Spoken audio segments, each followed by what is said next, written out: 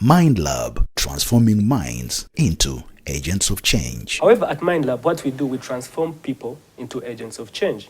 And how do we do that? We transform minds. Mind Lab. It's very true, and I'm already excited. Mind Lab. At Mind Lab, one, we transform leaders.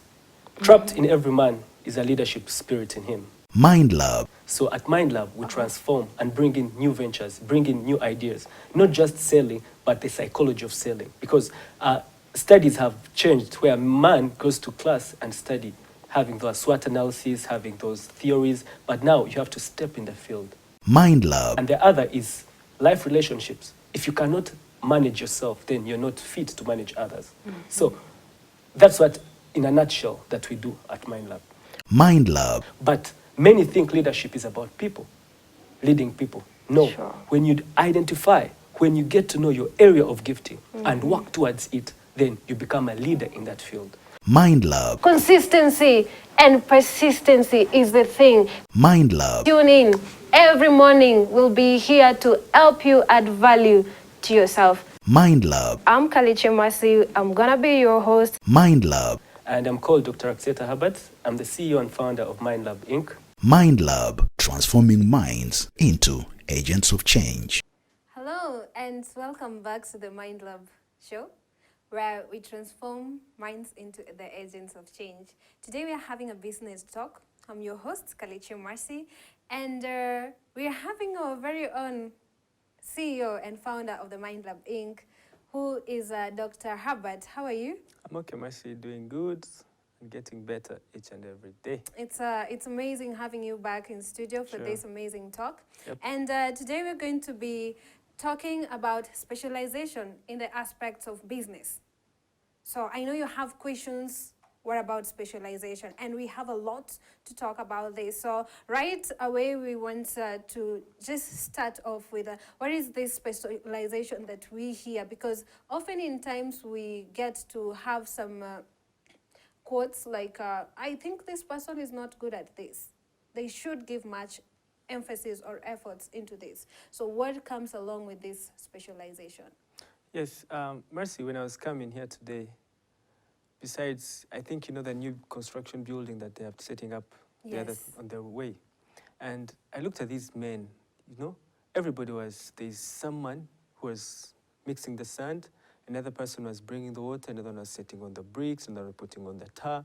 You know, everybody had something to do. And I asked myself, what exactly would have been in play if everyone was doing the same thing? And it took me back to my secondary definition of specialization, how all our teachers were telling us, giving us these complicated definitions of specialization. And it came to my notice and my calling, and I felt like, okay, if each and everybody was doing their own things, what would it really mean to specialize? And I came out with a very small definition. As I was coming here, I didn't have this definition, but I felt it is for a layman to understand, that person who's down there, to understand what specialization is. I feel it is an exchange at which people interact. Once you interact, there's some exchange. And specialization is more of a spiritual than it is physical. So what happens inside you manifests outside of you. And that brings out what you're doing exactly. So to me, nutshell, interaction, exchange. Wow. Specialization. That's awesome, and I just like the way you're using very simple words to just make sure we get it. Sure. So you've said that the interaction, what you're giving, it should be coming from deep Yes. within. Yes. So would it be proper for us to say that specialization is that which you give your best? Yes. That you give the best with the least efforts. You see, way back, our forefathers used to specialize. And during that specialization, they used to barter trade. Now, what were they barter trading? That means you had something that I did not have. Then I passed it to you. We interacted for us to exchange that. You know, if we bring it in the business perspective, because today we're talking about business, how do we find specialization happening in our businesses? How do we feel that this person has specialized and this person has not specialized? Now, when you go to the Hebrew language, you find that specialization or business is referred to as omen. Okay. Omen, to us, we term it as amen. Do you know why you say amen every after prayer or when somebody wishes you nice and you're like, amen? Let it be. Let it be. That's what you think, but it's not let it be. Amen comes from the word omen, which literally means man of faith. Remember I told you specialization is about from the outside to the inside, from the inside to the outside. Yes. So you bring out that value. Man of faith is when you get that commodity, when you get that service. For example, let's take a look at somebody selling tomatoes. You get those tomatoes and take them along the way, and you stand, nobody buys. Do you give up? You definitely not. You keep waiting because you have that faith that somebody will come and buy. And what happens? Buying is all about enthusiasm. You exchange that you have.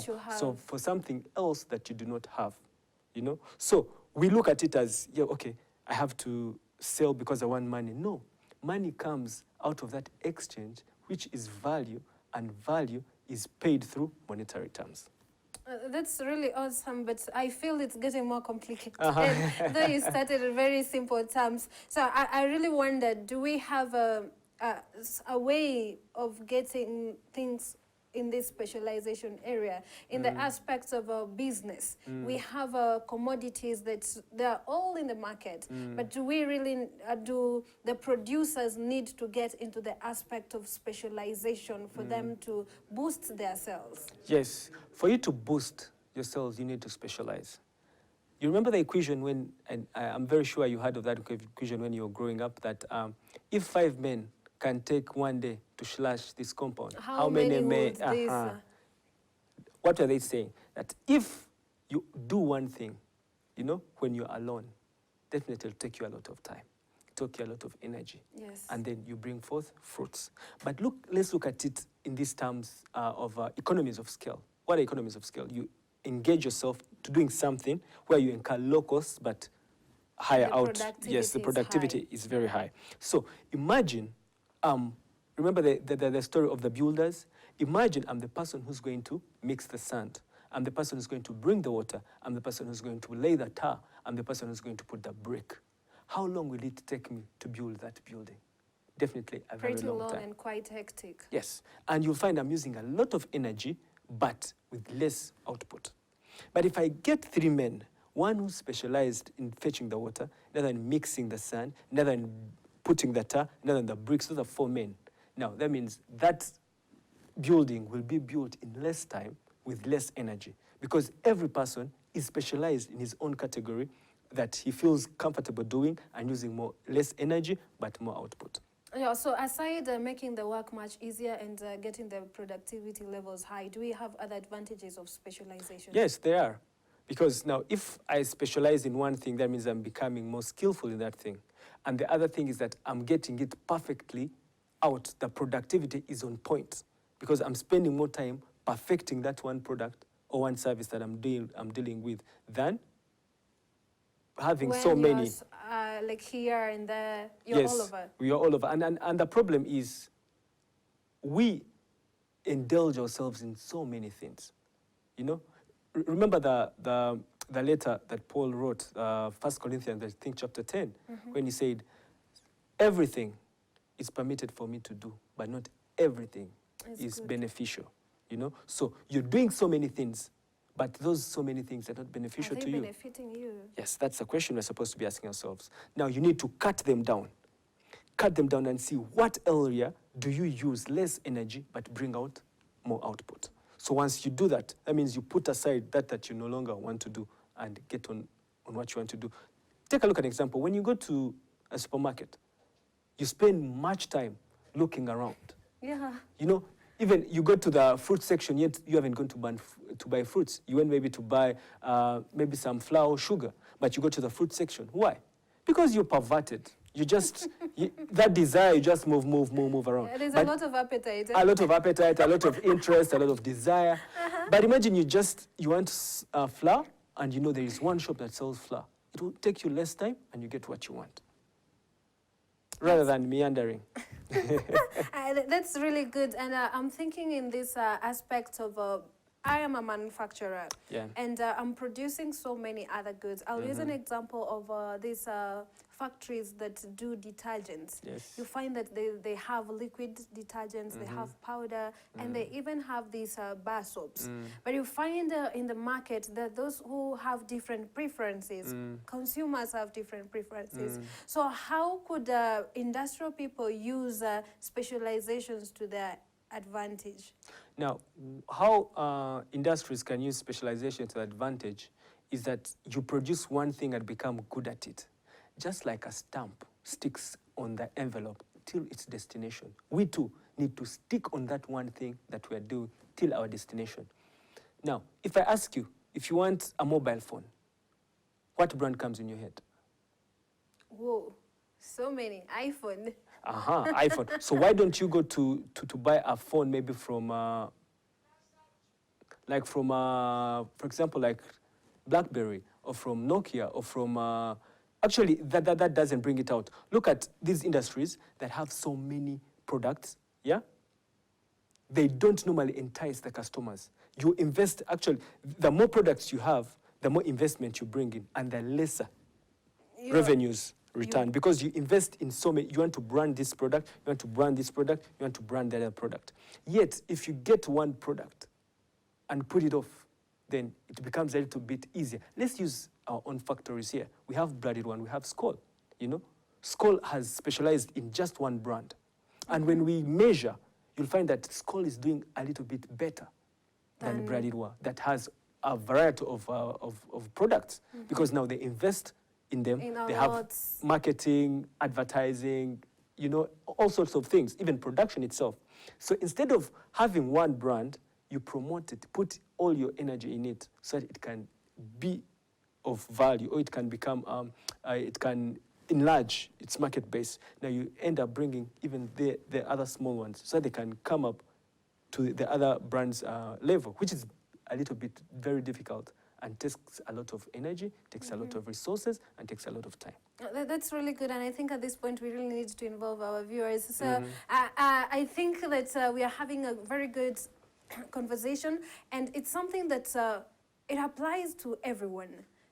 Even us, that we are not in the field of manufacturing or production, but I think it's something that we need really to give it time and think about it. What do you think that is your specialization area? What have you done about it? What is that you can give out with just a lot of ease, but a lot of productivity can be seen? Let's talk in our social media platforms, and I'm so sure we're going to be getting something, and we'll be right back to you through our social media platforms. So as we're waiting for our viewers to maybe interact with us, so there's this aspects that you've just said that we need to focus on one product. Yes. Are there risks in doing such a thing?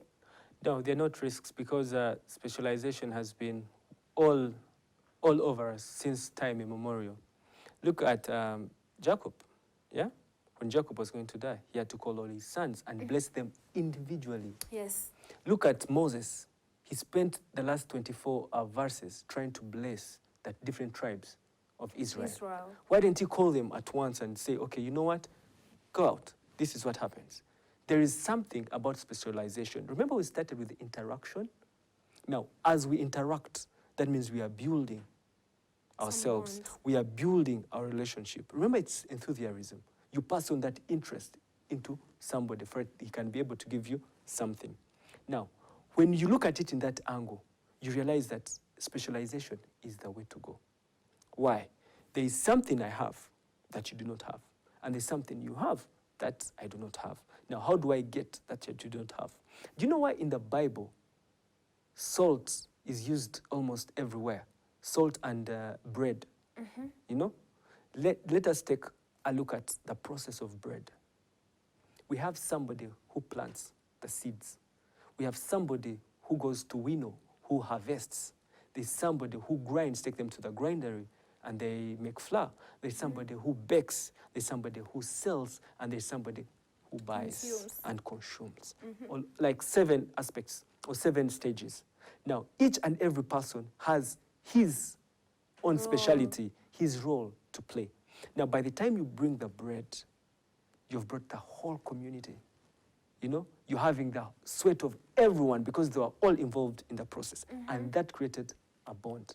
That created cooperation. That created interaction because they knew somebody will plant, they will need, I will need, I will need, I will need until the time I get that food on my table. Take a look at salt. What is salt? Sodium chloride. What is sodium? It's toxic. Yes. Chlorine is poisonous. But once you put them together, what happens? Salt. You know? So whatever is around, we have to specialize and get something out of it so that we can emerge it. God stopped creating, remember?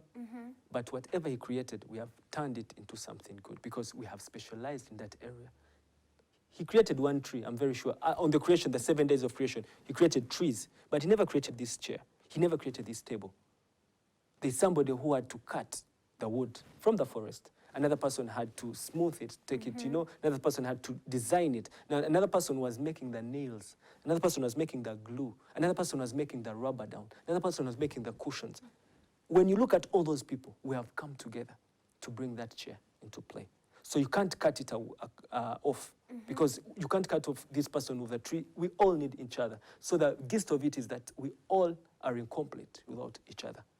So specialization is key for productivity. So I really get that point that you're saying specialization is just a must. Yes. We should have it to strengthen our bonds, to strengthen the key factor, our relationships. Because if that's just the example that you've used of the bread, right from the farm to the shop, there's a lot of people depending on each other. Yes. So there's the aspect of specialization. I get it from you that it's something that is continuous and we can't avoid to have it. Definitely so, not. so you're telling me that it has all good things. There's nothing bad about... No, there is something bad, but before you go to the bad thing, for specialization to come into play, we need 3 areas, or we need 3 things. One, there should be different people.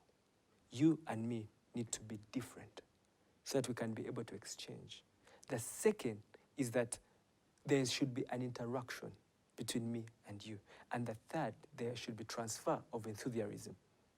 And after you've coupled all that, that means you're going to give it consideration. The price will come in, the value will come in. But the value, the price never comes in unless there is something. We are 2 different things. You know, a man needs a woman because a man is different from a woman.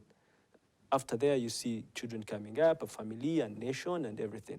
So there should be those traits or those ingredients for specialization to occur. Now, what are the disadvantages of specialization? Specialization becomes dangerous when you become comfortable. You know, you think because I'm the only one manufacturing this table, then all is good. Yes, monopoly, all is good. Now you start producing poor quality. You feel you don't need other people to help you. You want to do everything for yourself. You know, jack of all trades and master of nothing. You want to do this, do that, do that. At the end of the day, you break down. You worn out.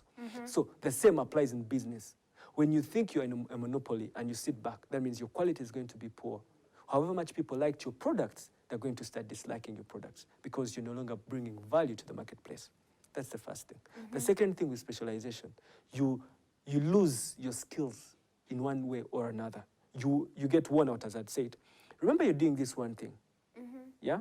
And once you're doing it solely by yourself, that means you're not indulging or you're not seeking guidance from other people. Now what happens? You stay in one position. You're retarded. You don't grow. Your mind even does not grow. It feels, this is what I've done. You've had people who produce things and you tell them, why don't you prove? You're like, no, but I've been doing this for a very long time. Why? Mindset. Because they feel they are monopoly. They feel they don't have somebody to outcompete them. So that puts down the desire, it puts down the skill, and at the end of the day, your product itself comes out of poor quality. So I'd like you to talk to someone out there who has been in the business for a very long time and they feel that they got it. They have been there. They don't need to change anything. Like you've just said, they're in this comfort zone of the monopoly part and people are beginning to lose trust in their products. People are kind of, due to competition from here and there, people are turning into other products. What would you tell them? Actually, what I would tell the businessmen out there, even these other people with other different skills in life, you do not have to sit back and keep in the comfort zone.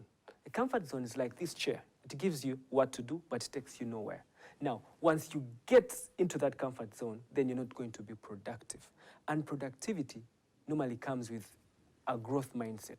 And which growth mindset does not look at competition, it looks at domination. If you think you're going to compete with this other person who's in the business, you're going to just keep like him. You're going to be static, like you're all at the same level. That's why you find some companies, when I drop my price, the other company drops, my competitor drops the price. They forget that it's not the price, it's not the battle for the price. It's the battle for perception, the battle for value, and the battle for domination. So once you come out of that comfort zone, that's when you'll think outside the box. You think of creating a better product. You think of creativity. You think of dominating the market rather than competing with other people. And the only way to do that is for you to specialize in that area that you're working in, look around and see how can I add value to my product rather than what is my other competitor doing. I think you've got something from that, and it's quite interesting because I'm picking a lot from our guests here. We're going for a short break. Don't go so far. We'll be right back. Mind Lab, transforming minds into agents of change. However, at Mind Lab, what we do, we transform people into agents of change. And how do we do that? We transform minds. Mind Lab. Very true, and I'm already excited. Mind Lab. At Mind Lab, one, we transform leaders. Trapped in every man is a leadership spirit in him. Mind Lab. So at Mind Lab, we transform and bring in new ventures, bring in new ideas. Not just selling, but the psychology of selling. Because studies have changed where man goes to class and study, having those SWOT analyses, having those theories, but now you have to step in the field. Mind Lab. And the other is life relationships. If you cannot manage yourself, then you're not fit to manage others. So that's what, in a nutshell, that we do at Mind Lab. Mind Lab. But many think leadership is about people, leading people. No. Sure. When you identify, when you get to know your area of gifting and work towards it, then you become a leader in that field. Mind Lab. Consistency and persistency is the thing. Mind Lab. Tune in. Every morning we'll be here to help you add value to yourself. Mind Lab. I'm Kaliche Masi. I'm gonna be your host. Mind Lab. And I'm called Dr. Rwakiseta Herbert. I'm the CEO and founder of Mind Lab, Inc. Mind Lab, transforming minds into agents of change. So welcome back, and now we want to ask our guests to just share with us a little experience that you've had in this field, since you run an organization where you transform minds into agents of change. And this is an aspect of specialization. How did it come along? How is it going? Are there people that are really so thrilled and they want to be like you? Okay, yes. At Mind Lab, we transform minds into agents of change. That is our mission statement. Yes. Now, what do we trade? We don't trade the services. We trade our mission statement. What is our mission statement? Transferring minds into agents of change. That means we enrich hearts. That is what we specialized in. And how do we enrich hearts? In 3 categories: in business, leadership, and life relationships. We realize that for a person to become a person of value, the value has to start with you, with yourself. Now, once you give value to yourself, rather than cutting that haircut like Burna Boy or putting on. Actually, I was looking at our media today, and everybody is having this cut. I don't know where it came from. It comes like this, and here it's trend. We talked about copying, right? Now, you're not giving yourself value. You're basing your value onto somebody else, and you think when you do that, you'll be like that person. Mindset, So, us at Mind Lab, we thought, okay, how can we transform people? We need to first make them feel that they're entitled, like they're in control of their mind. Once you control your mind, remember, as a man thinketh, so he becomes. Yes. So if you start cutting that cut and you move, you start bouncing like that, those football players. I'm sure it came from soccer somewhere. Yes, since Sekafa was around the way, and maybe some players had it. You're really stepping on some people's toes. No, but that is a fact. It's a fact, Okay. So when you start doing that, that means you're not giving value to yourself. You're letting other people give you the value. And how does that affect you? It affects the way you think. It affects the way you act. It affects the way you even behave and associate with yourself. So when you start with yourself, you have to be productive. No, you start with your priorities. Our priorities are 3. Now, after you move away from those priorities, you go to the productivity bit of it. That means you're delivering in that. And once you come to the productivity, then it comes to your actions. Once you come to your actions, then it comes to your value. You know, it doesn't come from value itself. It's a recycle thing. So we're like, if we can transform somebody's mind in 3 areas of gifting, how are we able to make them agents of change? So we had to come back to this one person. You know, we look at mercy as mercy. We don't look at a group.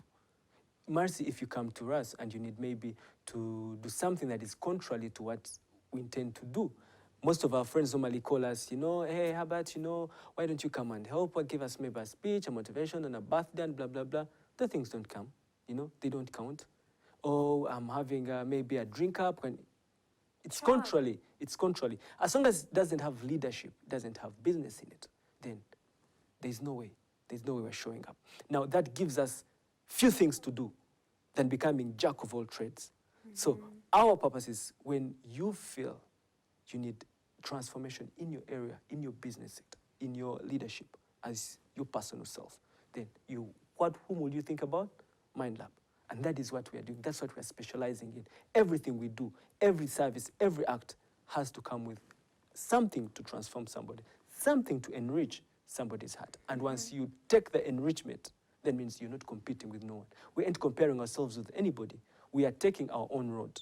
Those that want to follow can follow, but our road is different. It's different. So I like the part that you've really emphasized the areas, the categories that Mind Lab deals with. And I think that's something that clearly brings out the specialization concept. Yes. Because if we're talking about specialization, it just doesn't mean that I'm a motivational speaker, so I can speak anything at any function. Yeah, yes. Anywhere that and any time that you're calling me, you need to follow my lines and strategies. So that is really awesome, and thank you for sharing with us your experience. Are there people who want to be like you?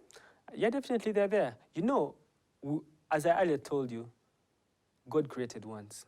So we are just inventing the wheel. You know, it's just moving. I personally, there are people I look up to that I want to actually be better than. I don't want to be like them. No, I want to be better than them. So as I look onto those people to become better, they're like my mentors. They're like my vision cardboard, you know, map. Like I want to be. I look onto them. So that means maybe there should be other people, because we have had these trainings, we have those motivational evenings, we have our own one-on-one coaching of different people. Maybe in there's some, because some have come, they're like, yeah, but can you be my mentor? I'm like, yes. You know, that means they want to be like me. But what I normally tell them is like, no, be better than me. I want you to be better than me because I'm not the epic of it. So be better, and once you have that idea in mind, that means you want to become better than just being me. Because if you want to be like me, that means you're just competing. And competition, remember, it takes you nowhere. It gives you what to do. Keep seated. Thank you so much. So we've heard from his experience that specialization doesn't entail you becoming like someone else. And when we're talking about specialization, it just doesn't apply to the business realms that you just view it from the manufacturing and the industrial part of it. It also starts with, you can do business with yourself. Did you know that?